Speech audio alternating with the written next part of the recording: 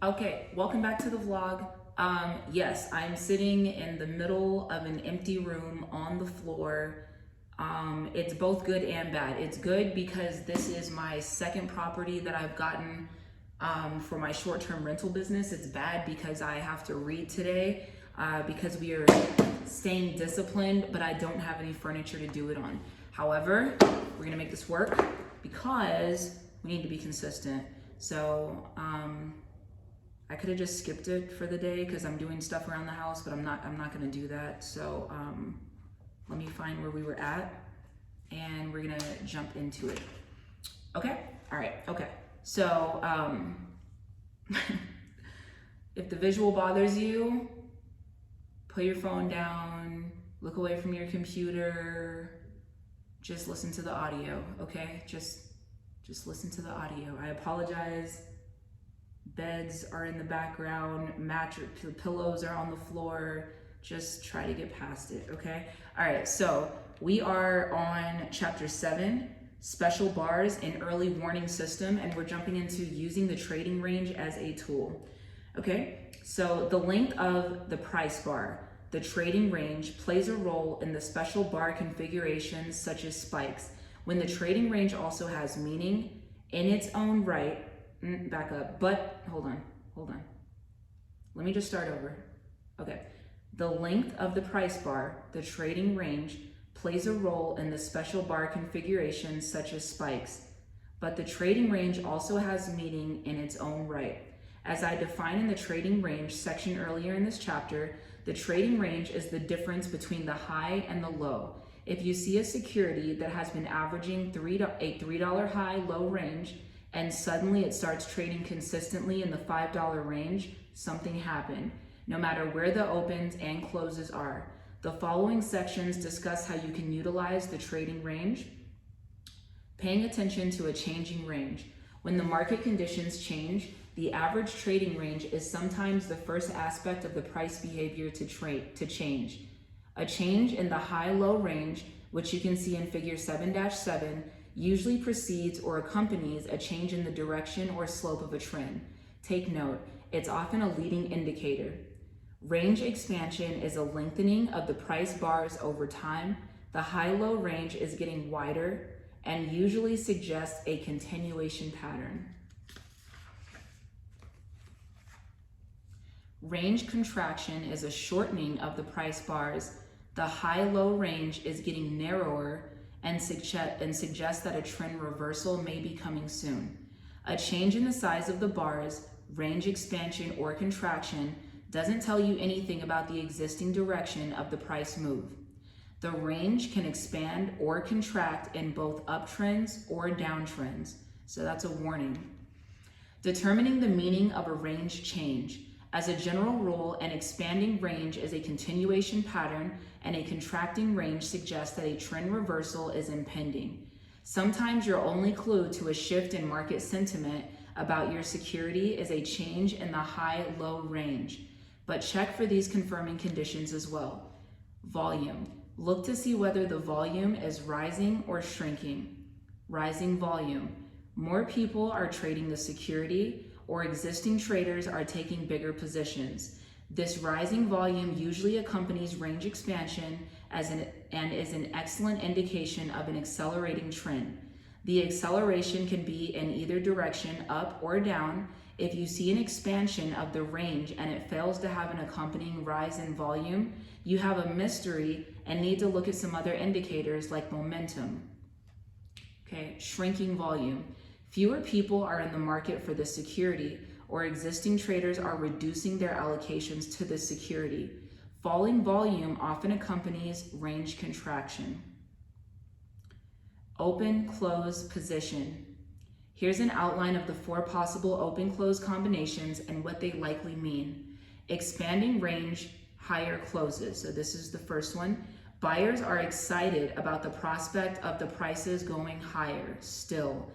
This is the second one. Expanding range, lower closes. Sellers are even more anxious to unload the security. Number 3, contracting range, higher closes. In all range contractions, traders start to feel uneasy about the direction of the security, about the direction that the security has been trending. But a higher close can offset some of the negative sentiment inherent in a contracting range.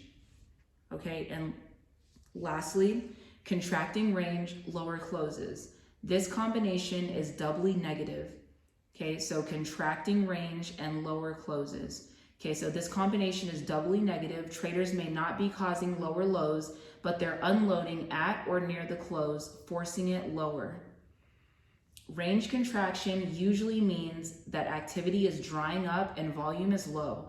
So if you see high volume and a lower close in contracting range, you probably want to get out of Dodge. Looking at the average trading range. The trading range is a valuable analytical tool, but you want to capture a change in the range in some more efficient way than eyeballing a bunch of bars and trying to figure out whether they're getting bigger or smaller. What you want is an average.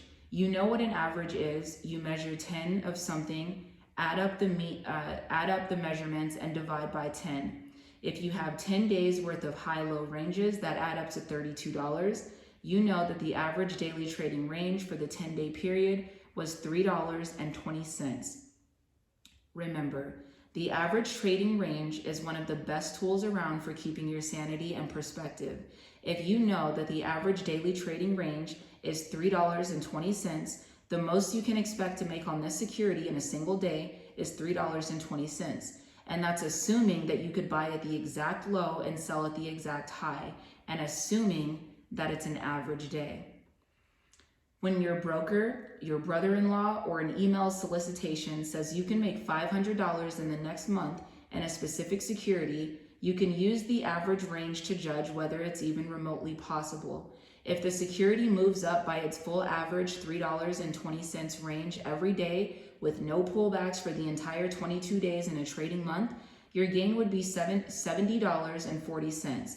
Unless your informant has certain knowledge of some news or event that is going to change things, his forecast is silly. Under normal average conditions, you can expect the normal average trading range to persist. Okay, checking out the gaps. Okay, but how do you measure average range when your prices series has gaps? Say that you're merrily averaging your daily high, low ranges, and suddenly you have a gap. You need to account for that gap or you will be literally missing something. Figure 7-8 displays the problem. On day one, the high-low range is $2. The next day, the price opens gap up. Yes, but the daily range is the same $2. Therefore, the average range for the 2 days is also $2. Looking at the average range alone, without inspecting the chart itself, you wouldn't know that the gap occurred. Well, so what? Maybe the gap is just a common old gap that doesn't mean anything. If it's an important gap, like a breakaway gap, the range would automatically expand. So what's the issue?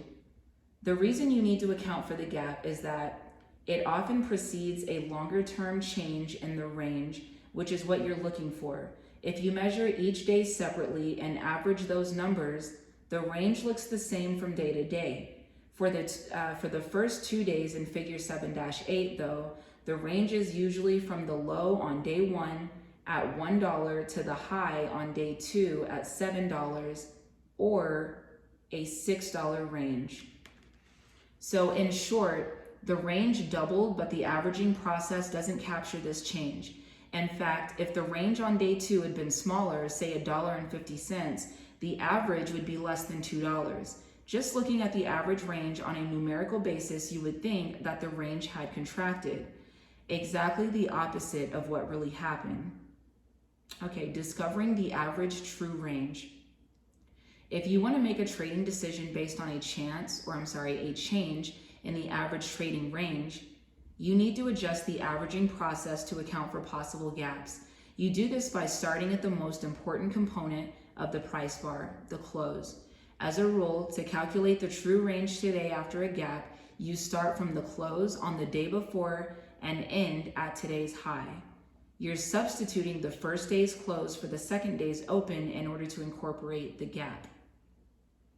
In figure 7-8, day 1's range was ordinary. The gap happened afterward. Why not use day 1's high rather than the close? Aren't you double counting by including the space between the high and the close from day 1? No, because in range work, you don't really care about the gap itself. You care about the total range of prices today. The close was the end of trading yesterday, and you're now considering it the start of trading today. Because the close is the most important part of the bar, traders are hypersensitive to an opening gap away from yesterday's close. Figure 7-9 shows this new measurement. Pretend that the close on day 1 was $3 or $2 over the open at $1. Subtracting that close from the high on day 2 at $7, you get a true range of $4. Averaging that with the original day 1 range of $2, you get $3, the average true range. If day 2's price bar gaps downward, you incorporate the gap by measuring from the close on day 1 to the low on day 2. Okay, why the word true?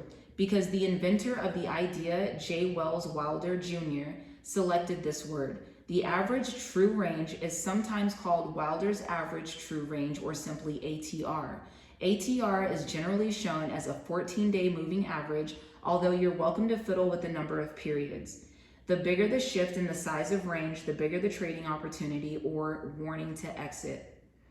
You judge a shift in average true range the same way as in a regular high-low range, but with greater confidence that you're measuring and not just eyeballing. If your security normally trades in a daily range of $10 and then it starts trading at $6, $4, and $2, something is happening. Go find out what or get out. In figure 7-10, for example, you see a price in the bottom window on an uptrend, but the average true range in the top window is falling. It reaches a low level just as the trend is ending. Note the circle. Notice that after the trend reversal, you get a big bar down day and corresponding rise in ATR. The ATR can be hard to use in part because the ATR line can be choppy. It doesn't track the trend slope and it can diverge from it as it does in figure 7-10. Remember, ATR isn't a directional indicator, but rather a measure of volatility. In this chapter on special bars, the value of the ATR is to confirm a strong new move prefigured by a gap, especially useful if your security displays a lot of gaps, and even more so when the gap is near a support or resistance line. A rise in the ATR confirms the move is likely significant, whereas a steady or shrinking ATR means nothing much is really happening. In figure 7-10, by the time you get the big bar down day, you already know this trend is ending, but don't neglect ATR as a warning indicator. Sometimes it's the only warning that you get. If you're going to use several indicators as confirming indicators for your primary ruling indicator, ATR is a good supplemental confirmer. All right, so that is the end of chapter 7. So the next time we come back to read, we're going to do chapter 8, which is redrawing the price bar, Japanese candlesticks, which in that chapter it'll be discussing candlesticks further, going over some specific patterns and using candlesticks with other market tools. All right, cool. I guess that was about the same time it took as the last 7 pages that we read. All right, cool. Thank you for joining. Again, I apologize about the empty room. However, I'm excited to get this new B&B pumping. It's super exciting because it's number 2, and it is literally gonna double my income. So anyway, I will see you guys next time. Thank you for joining. Peace.